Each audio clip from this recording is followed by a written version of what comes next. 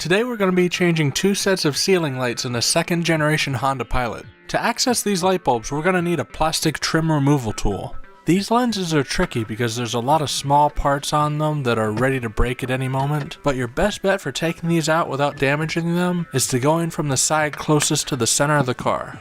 What you're trying to do here is reach behind its pivot point and pull down. Make sure the light is off and then remove the bulb using your trim removal tool. If the bulb doesn't come out easily, try another way, because you can bend the clamps that hold it in place and then it won't hold the new bulb that you're trying to install. Push the new bulb into place. These bulbs will last longer if you use clean rubber gloves to install them. If you are putting in an LED, we'll have to check for polarity. The lens goes back into place easily, just line it up to its original position and press upwards. Now let's move to some of the lights further back. To remove these lenses, act like you're about to turn the light off and only push in. Hold it there and you'll have room to put your trim removal tool in between the light lenses and you'll be able to pry it out.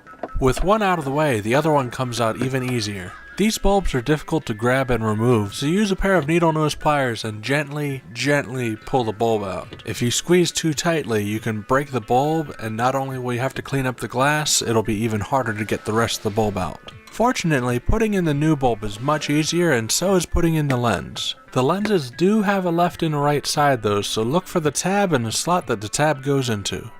Whichever light you're replacing today, the important part is to just be gentle with it because these parts are fragile. Hopefully this video made working on your Honda Pilot just a little bit easier. Thanks for watching. I'd appreciate it if you took some time to watch some of my other videos as well.